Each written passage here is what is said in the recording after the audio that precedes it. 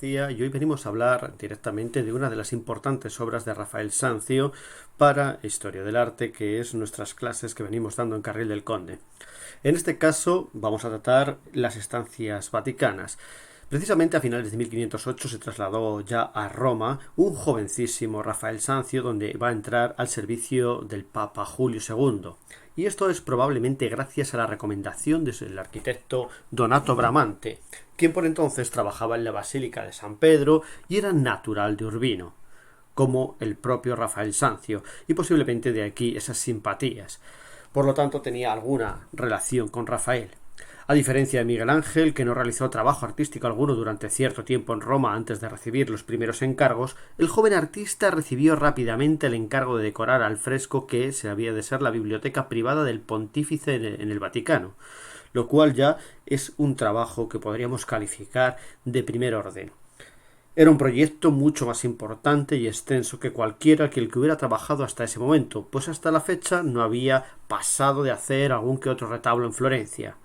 En su equipo había otros artistas trabajando en diferentes estancias, muchos de ellos pintando sobre las obras encargadas por el odiado predecesor de Julio II, el Papa español Alejandro VI. El nuevo pontífice había decidido borrar cualquier vestigio del Papa Borgia hasta que sus escudos de armas, uno de ellos Miguel Ángel, el que recibió el encargo de pintar la cúpula de la Capilla Sixtina. Por eso hoy nos vamos a dedicar y vamos a ir buscando directamente uno de esos importantes lugares que podría ser la estancia de la Senatura. Es la primera de las habitaciones del Papa Julio II en los apartamentos papales, que se decoran pues con frescos que Rafael fue al estudio que se encontraba originalmente el tribunal. Bueno, el concepto del artista se pone en armonía con esos espíritus de la antigüedad, la filosofía y el cristianismo, lo que es la sabiduría de la época.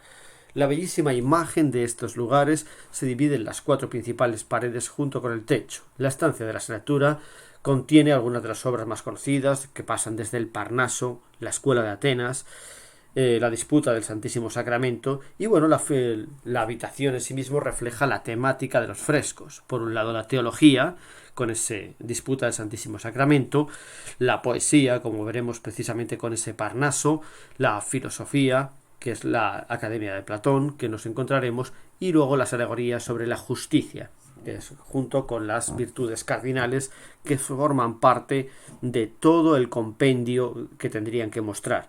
Bueno, lo que corresponde a la clasificación de estos libros, pues bueno, también los frescos de Rafael muestra su genio, principalmente utilizando medios pictóricos simples para transmitir conceptos abstractos o complejos.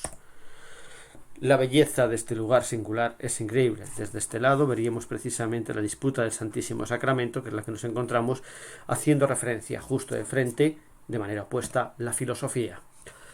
Los diversos dibujos preparatorios relacionados con la disputa del Santísimo Sacramento, el primer fresco que pintará, muestran ese meticuloso proceso que Rafael para establecer una composición armoniosa. En la masa de figuras se divide en grupos más pequeños unidos por gesto y pose. En este caso aquí estamos viendo la Academia de Platón. En cualquier caso, principalmente la cuatripartición humanista de la cultura es la que nos encontramos también en el techo, ¿no? Con esa teología, filosofía, poesía y justicia, con cada una de las diferentes alegorías que vemos enmarcados en estos tondos. Y aquí en las esquinas lo que nos encontramos son los diferentes elementos del universo: aire, agua, fuego y tierra.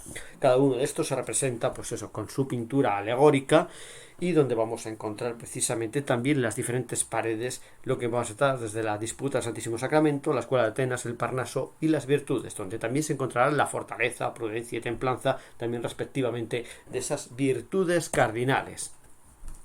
La primera composición de Rafael fue ejecutada en 1509 y es esa disputa del Santo Sacramento, que es el nombre tradicional, aunque realmente es la adoración del sacramento, que es lo que nos encontraríamos aquí.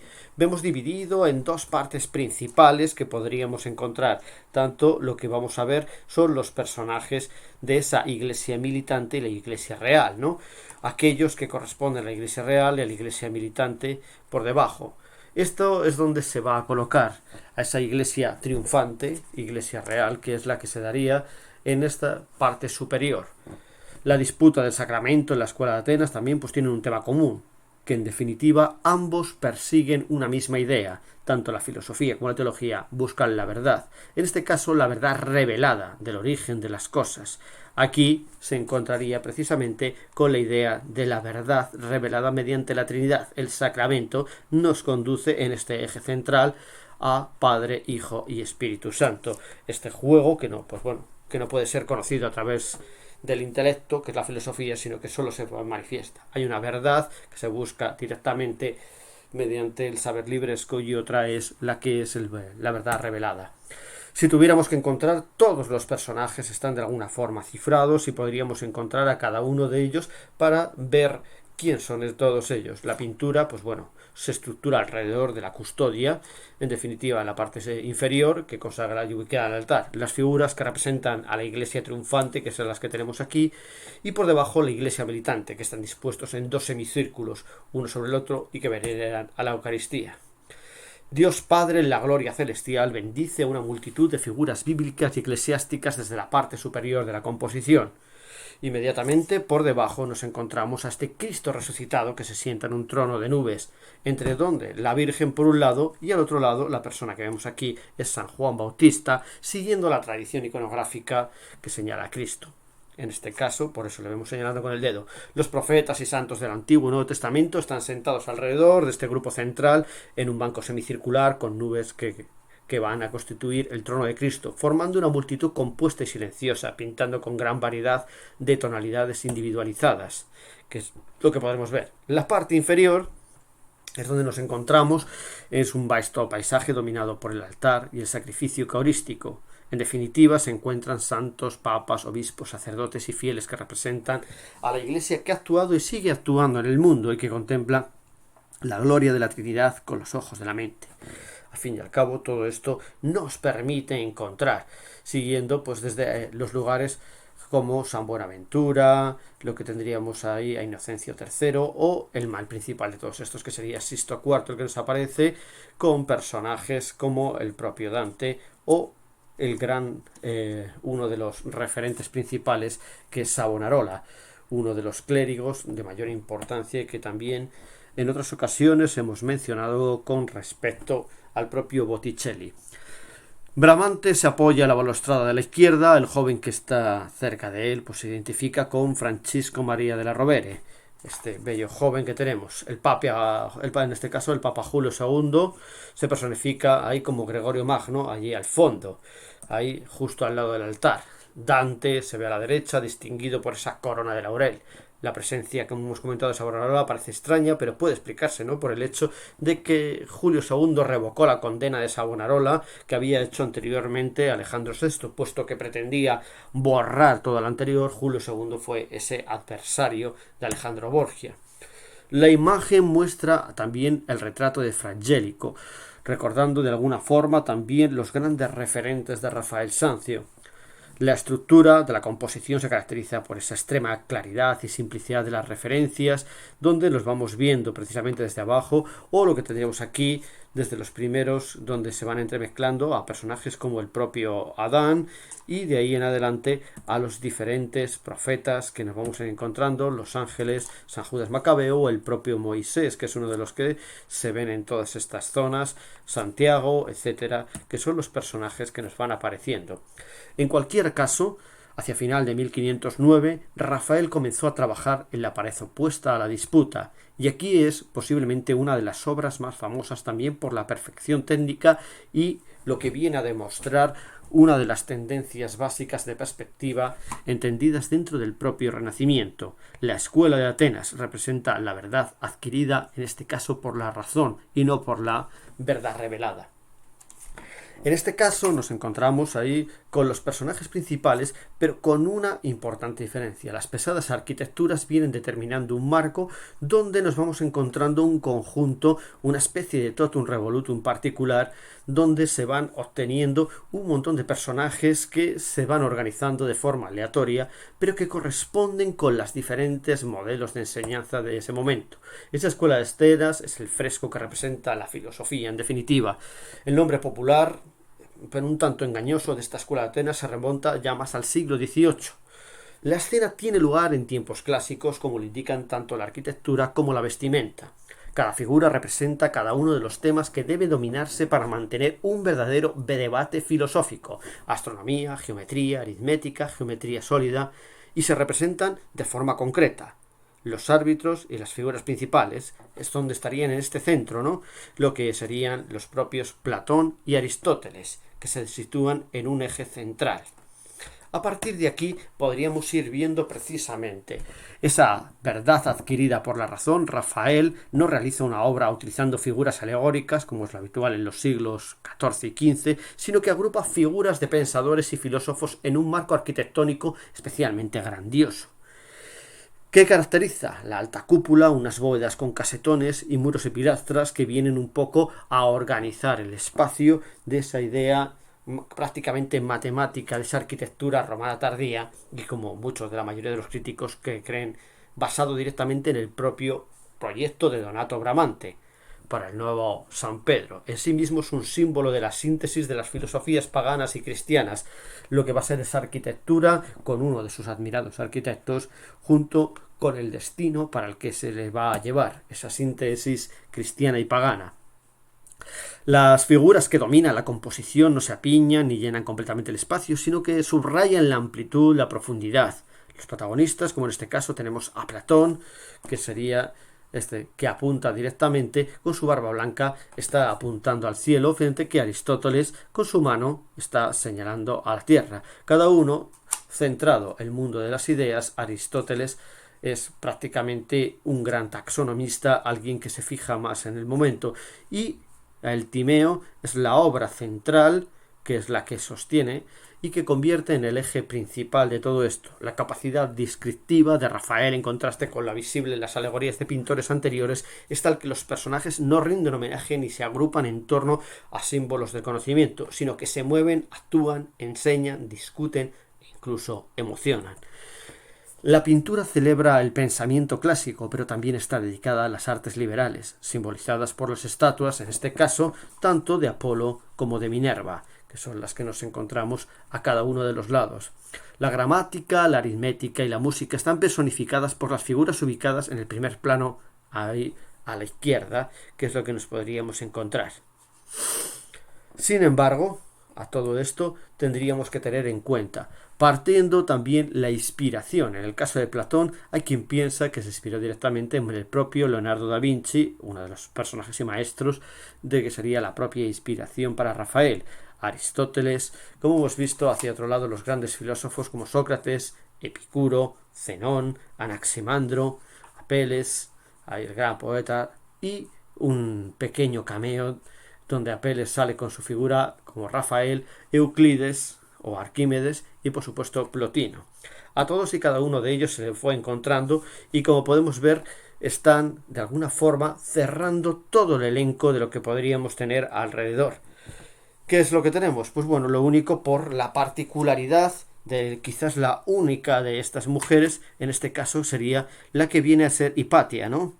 Ahí que estaría pintada como Margarita, o el joven Francesco Maria della Rovere, que ya le hemos visto anteriormente como uno de los elementos principales donde se ha venido dando. En muchos de los casos aquí nos van a aparecer no solo esos pequeños cameos, sino la idea compositiva donde un arco central nos va cerrando y nos va colocando las líneas de perspectiva de la composición. En definitiva, confluyen los cuerpos de Platón y de Aristóteles. La arquitectura marca la progresión en esta profundidad de las distintas figuras. Es un edificio con elementos clásicos ordenados al gusto de Bramante, ese protector de Rafael, con una cúpula en definitiva sobre pechinas y la bóveda de cañón de pilastras dóricas, hornacinas, etcétera, que podrían hacer alusión al proyecto de la Basílica de San Pedro. Apenas hay una representación de la naturaleza, salvo fragmentos del cielo, y es un espacio inmenso, pero particularmente delimitado por esta construcción arquitectónica. Además, es una especie de metapintura, ¿no? Es un fresco sobre el muro en el cual nos va dando otros lugares, otros espacios que nos va quedando. El espacio interior delimitado por focos de luz, que además hace más intensos los contrastes, los claroscuros, generando también un equilibrio de colores cálidos y fríos, diversas actitudes y gestos mediante los cuales los personajes interactúan armoniosamente. es al fin y al cabo una deliciosa ejecución de la obra, principalmente calculada para ser contemplada desde un punto de vista bajo, teniendo en cuenta desde donde se podría ver. Esa claridad compositiva de personajes se distribuyen a escala en un espacio inmenso, pero no de forma anárquica, ordenados en torno al eje de simetría central que forman los grupos que se equilibran a ambos lados y desarrollan cada uno su propia dinámica, el conjunto del sentido estático que se viene reforzando por la sucesión de líneas paralelas en el plano del cuadro, semicírculos concéntricos en cada uno de ellos que nos dejan el plano superior. La isocefalia mostrada aquí refuerza ese sentido estático. Personajes principales únicos enmarcados en un paisaje recortados al contraluz del cielo del fondo. Perspectiva lineal de un zócalo que tiene un punto de fuga en este libro, en ese Timeo de Platón, que es una de las que tenemos. La escuela de Atenas tiene un significado, nos muestra las 7 artes liberales en las que podríamos encontrar precisamente ese trivium y quadrivium, donde nos encontraríamos esa gramática, aritmética y música, la retórica, la dialéctica representada principalmente por todos los filósofos de la zona central, y a la derecha nos encontraríamos el quadrivium, ahí donde estaríamos ya directamente con esa geometría, astronomía, junto con la retórica y la dialéctica, que es lo que viene a complementar cada uno de estos elementos. Por lo tanto, todo un modelo de conocimiento concentrado directamente. Aquí lo que tendríamos, curiosamente, a todos los que nos vamos viendo, podríamos ver a muchos de los personajes, incluyendo una de las curiosidades que sería el propio Heráclito, que saldría representado al estilo de Miguel Ángel, precisamente con los andrajos que habitualmente debía vestir. Aunque Miguel Ángel tuviera cierto resentimiento a Rafael, obtuvo más bien admiración sobre el propio Miguel Ángel, lo cual tampoco es extraño en muchos de los casos. Cada uno que va viendo, pues los diferentes personajes, Zenón de Lea, Epicuro, Federico II Gonzaga, Anaximandro, Averroes, todos son personajes importantísimos que si pudiéramos ir teniendo, como es el caso de Plotino. Los retratos de Julio II hacen pensar que fue el modelo de Rafael para Plotino, en este caso filósofo neoplatónico, autor de las Eneadas. Como principal doctrina estaba su teoría de la Trinidad, compuesta por el uno, el nous y el alma, heredero de Platón y Aristóteles, centro de su doctrina en la metafísica y el misticismo, fuente de inspiración para numerosos filósofos y místicos cristianos. En el centro, como hemos visto, está Platón y Aristóteles, que son las figuras centrales de la obra de Rafael y que utilizó la imagen de su coetáneo Leonardo da Vinci, en este caso, y por el que debía sentir un gran respeto para representar al sabio. Platón mantiene una charla con Aristóteles, su alumno, y porta en su mano izquierda el Timeo, un influyente ensayo de cosmogonía y cosmología racional, física y religión, con su dedo apunta hacia arriba haciendo alusión al concepto del mundo de las ideas. Al revés, Aristóteles, que comparte junto a Platón el protagonismo de la obra, su gesto contrapuesto al de su compañero hace alusión al mundo material. Albano, la ética nicomano es de Aristóteles, fue el creador de la lógica formal de la economía, la astronomía y precursor de la anatomía y la biología, y un creador de la taxonomía. Es considerado el padre de la zoología y la botánica. Por lo tanto, cada uno mira a un lugar diferente en estos. Aquí es donde tendríamos el carácter distintivo de la primera especie de la democracia es la igualdad. Rezaba Aristóteles, la Constitución descansa en esta base cuando está equilibrada en preponderancia de los pobres y los ricos. Otra especie se caracteriza por llegar a las funciones públicas mediante un censo ordinario que hace que el que paga elegible. En otra clase de democracia, todo ciudadano, por serlo, puede llegar a las magistraturas, pero el ordenador supremo es la ley. Algo que nos habla precisamente de la proximidad existente. Miguel Ángel con el mundo actual. Miguel Ángel sentado en las escaleras apoyado, representando a Heráclito, en definitiva, una figura pintada, como hemos comentado, Heráclito, ahí ese pintor Miguel Ángel, compañero de Rafael en las tareas de decoración de las paredes del Vaticano, encarna a este filósofo Heráclito en la figura, no incluido en el boceto original, fue añadido por Rafael como señal de respeto al artista. La figura, los atuendos habituales que solía llevar. Y decía Heráclito sobre el universo que sabio es el que quienes oyen no a mí, sino a la razón, y coincidan que todo es uno. Siendo esta razón eternamente verdadera, nacen los hombres incapaces de comprender antes de oírla y después de haberla oído, pues sucediendo todo, según esta razón, se asemejan a los carentes de experiencia al hacer la experiencia de las palabras y obras tales cuales yo voy desarrollándolas, analizándola cada cosa según su naturaleza y explicando cómo es en realidad, pero a los demás hombres se les esconde tanto que hacen despiertos como que olvidan cuanto hacen dormidos. Escuchando incapaces de comprender, se asemejan a los sordos. De esto atestigua el proverbio que estando presentes están ausentes. Intentemos no estar ausentes y continuemos precisamente con otra serie de elementos. En los escalones frente a Aristóteles descansa ese cínico Diógenes, que representa a ese hombre despreocupado en mostrar su actitud filosófica, desprecia toda riqueza material y el estilo de vida asociado a ella. Abajo a la derecha hay un bloque de piedra cuyo significado probablemente está relacionado con la primera epístola de San Pedro. Simboliza a Cristo, la piedra angular de los constructores que han enseñado que se convierte en un obstáculo y una roca ofensiva para el incrédulo. Sobre dicha piedra se apoya Heráclito, representado por el retrato de Miguel Ángel. Aquí es donde podríamos tener en este Diógenes que aparece tumbado en estos escalones, ahí por los principios de esta autonomía y desprecio de los usos de la sociedad. Para Diógenes la propiedad carecía de valor y se dice que enseña que el robo era admisible ya que todas las cosas son propiedad del sabio. Bueno, él se decía que soy ciudadano del mundo, busco un hombre honesto y cuando estoy entre locos me hago loco y cuanto más conozco a la gente más quiero a mi perro. En movimiento se muestra andando. Todos estos personajes, además, como Anaximandro, que aquí aparece, Anaximandro de Mileto, ahí filósofo, geómetra y astrónomo griego, discípulo de Tales, considerado el primer científico al usar el experimento como método demostrativo. Sus investigaciones le llevaron a la afirmación de que la Tierra es esférica y que gira en torno a su eje. También se le atribuye el trazado de un mapa terrestre que, además de otros trabajos como la fijación de los equinoccios y los solsticios y el cálculo de las distancias de los tamaños de las estrellas, así como la elaboración de un reloj de sol y una esfera celeste, teorías sobre el origen de los seres vivos y del hombre. Nada más y nada menos.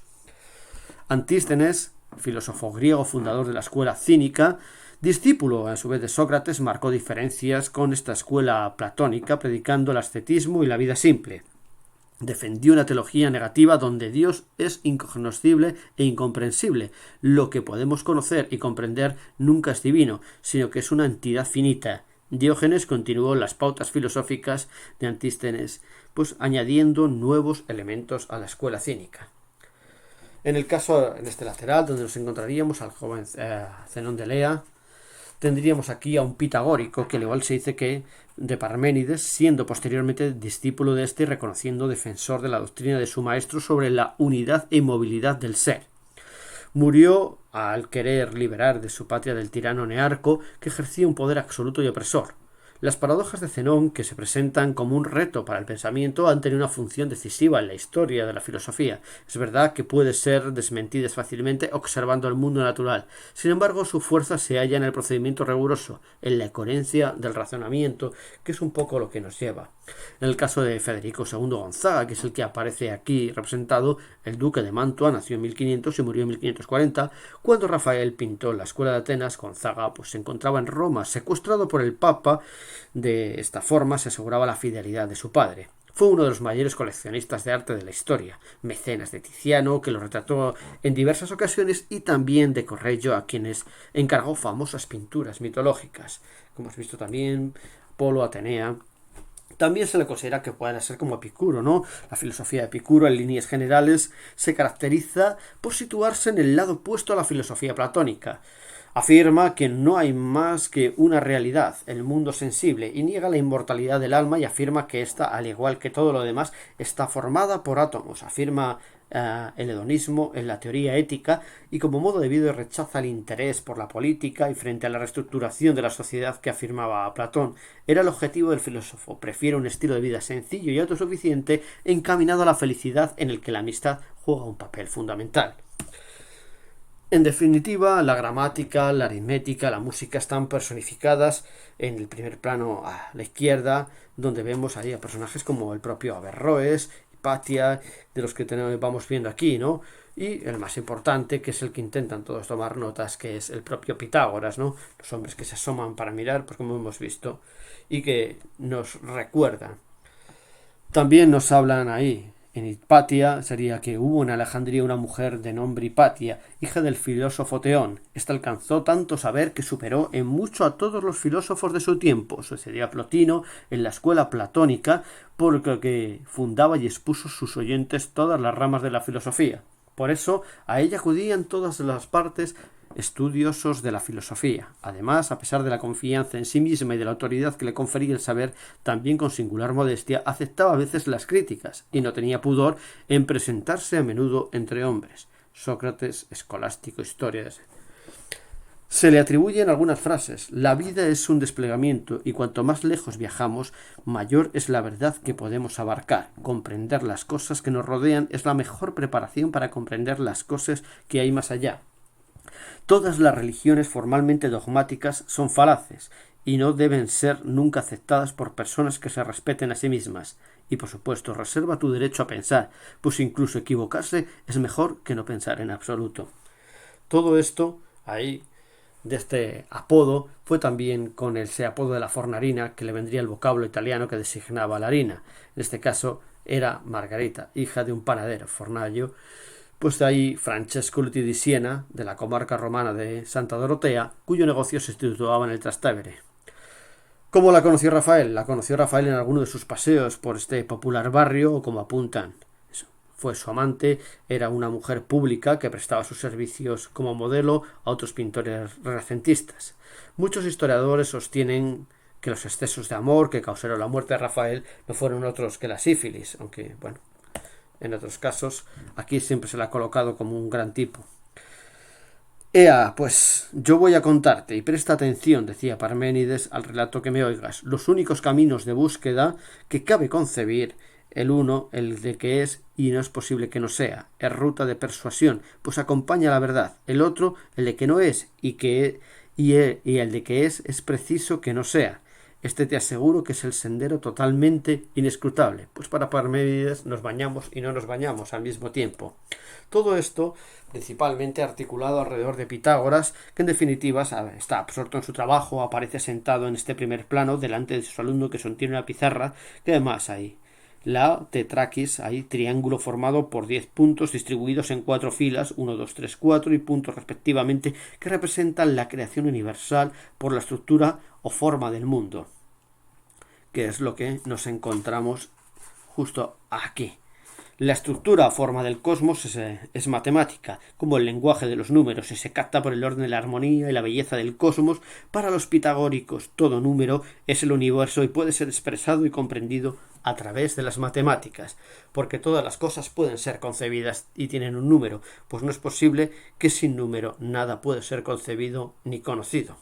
Como nos decía, el sabio Averroes, ahí aparece, fue filósofo y médico andalusí, maestro de la filosofía, leyes islámicas, matemáticas, medicina, y que bueno, nos aparece mostrando como otro de los... La geometría, la astronomía, también están personificadas por las figuras del plano a la derecha. Detrás de ellos se encuentra la retórica y la dialéctica. Otros de los personajes importantes, donde podríamos encontrar algunos de los antiguos filósofos se identificaban en personalidades contemporáneas de Rafael, admiradas por él, Bramante, que en este caso sería Euclides, en el primer plano a la derecha, como le vemos aquí colocado, y bueno, que nos muestra directamente esa geometría euclidiana, ¿no? Inclinado sobre una tableta sosteniendo esa brújula. En el caso, Leonardo, como dijimos, es Platón, Francesco Maria della Rovere, pues aparece de Bramante vestido completamente de blanco. Todos estos personajes, como se van dando, entre los que aparecen y los que tendríamos incluso al propio Rafael como uno de los mejores pintores, que es Apeles. Así, pues bueno, también se da su premio autobombo en las performances. O Plotino, como hemos visto en ese Papa Julio II, que son los elementos que muchas veces nos podríamos encontrar. Dados dos puntos se pueden trazar en una recta, pues cualquier segmento puede ser prolongado de forma continua en una recta ilimitada en una misma dirección. Los elementos de esa idea euclidiana, ¿no? Ese arquitecto, Bramante, amigo y mentor de Rafael, encarna en este caso, Donato Bramante, a Euclides, como el padre de la geometría o Arquímedes. La intención final de Rafael no la conocemos, pero el uso del compás en la parte del personaje lo asocia pues, a Euclides en las representaciones del sabio, lo que defiende la tesis de que es Arquímedes el retratado y se basa en la gran fama de que contaba el científico ingeniero clásico y lo extraño que resultaría que no encontrarlo en la obra de Rafael. De todas estas formas, al fin y al cabo, usted está utilizando ese compás para explicar algún problema en una tablilla. Detrás se encuentra el geógrafo Ptolomeo, como le vemos aquí, con las geografías ptolomaicas, y bueno, también reconocible gracias a una corona y una esfera mundial. Luego también tenemos al astrónomo Zoroastro, Ptolomeo, y Zoroastro teniendo aquí pues esa esfera de estrellas, donde lo vamos encontrando y vamos viendo precisamente todos estos elementos ahí. Sócrates, ahí, perdóname, buen amigo, soy amante y aprender de los campos, que es considerado como uno de los tres máximos representantes de esta filosofía griega, junto con Platón, ¿no? El método era dialéctico, principalmente, y el conocido como mayéutico, frente a otros personajes como Jenofonte, historiador y militar, filósofo conocido por sus escritos sobre la cultura e historia de Grecia, además discípulo de Sócrates, y que bueno, entre ellos hay autores como Jacob Burckhardt, que participa de la idea del paralelismo, que a pesar de su simpatía por Esparta en detrimento de Atenas, apoyó la idea de unir políticamente todas las polis griegas. Alejandro Magno, hay un guiño particular, considerado uno de los mayores líderes militares y colocado aquí, puesto que en tan poco tiempo, y donde vamos viendo a los diferentes personajes, incluso en el caso también el que aparece a Rafael, que mira directamente al espectador, que es el que estamos viendo aquí, y justo pues bueno, hay colocado directamente ahí con su amigo Sodoma, ¿no? En este caso, que es en definitiva, era conocido así, con este nombre, pero bueno, era un sobrenombre. En este caso, cada uno de ellos a lo que nos tiene que hacer. Apeles como Rafael, que hemos dicho precisamente, o Protógenes, ahí, que sería en este caso como el Sodoma. Protógenes, pintor griego y rival contemporáneo de Apeles, representado como el Sodoma, que es Perugino. El otro gran pintor, que fue conocido así en el Renacimiento y el manierismo. Su apodo, según Vasari, se debía pues, bueno, a su manifiesta homosexualidad, de la cual se declaraba especialmente orgulloso. De ahí que tendríamos personajes como postulados de Euclides, ahí que tendríamos que son el arquitecto Bramante, que ya hemos comentado, o el propio Homero, que es el que nos encontraríamos ahí, ese padre de la historia, y que tendríamos ahí con la idea de la Odisea, el pilar sobre el que se apoya la épica grecolatina en muchos de los elementos, a un lado y a otro, cerrando toda esta enorme perspectiva en un círculo del conocimiento que vienen a confluir en las cabezas pensantes del origen de esta filosofía. Así esperamos haber acercado un poquito más directamente la propia obra de Rafael con una parte muy interesante. Hasta el próximo día.